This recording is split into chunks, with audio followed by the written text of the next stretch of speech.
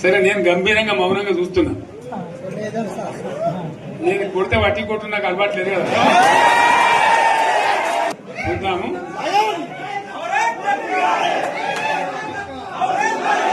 నాకు కానీ అన్నట్టుగా నేను చూస్తా ఉన్నా. కానీ మనోళ్ళందరూ కూడా ప్రతిపాదిస్తుంది ఏంటంటే, ఒక సంవత్సరం జరిగిపోయింది, సంగమేశ్వర ఆన్నే పన్నది, బసవేశ్వర ఆన్నే పన్నది, పాలమూరు ఉత్పత్తుల పథకం ఆన్నే పన్నది, కాళేశ్వరం అట్లా ఎండబెడుతున్నారు, ఇవన్నీ అన్యాయాలని. కాబట్టి ఫిబ్రవరి నెలాఖరులో ఒక పెద్ద బహిరంగ సభ పెట్టాలి, మీరు కథ చూడాలి అని జరుగుతూ ఉంది.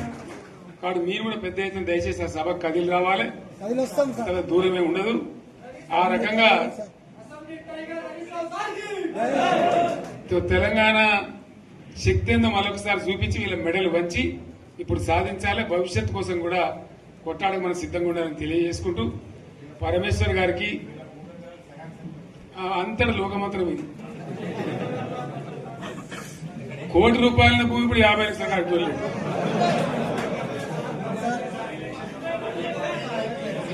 వీళ్ళని నమ్మితే అమాంతం మింగుతారు, మోసపోతాం.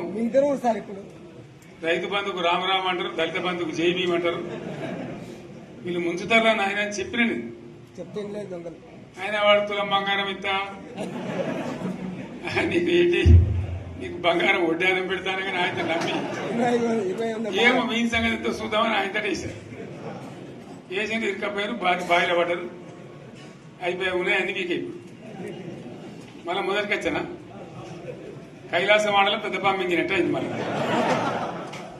అంతే కదా, ఆలోచన లేకుండా ఎటు పడితే అటు ఎవడో ఏదో చెప్తే నమ్మి ఓట్లేస్తే ఏమైంది అనేది ఒక మంచి గుణపాఠం ఇది తెలంగాణ. గ్యారంటీగా మంచిగా సంసారం జరుగుతుంది. జర తువ్వకచ్చినాం, రైతులు ఇంత ముఖం తెలివైతుంది, ఇంత బాకీలు కట్టుకుంటుండ్రి. ఎంతో మంది పాపం సిటీలు వేసుకుంటారు, ఏదో వేసుకుంటారు. రైతు బంధు పైసలు పడితే ఎంత సంతోషం ఉంటుండే. ఆయన మీద గంగలు గడిచిపోయింది.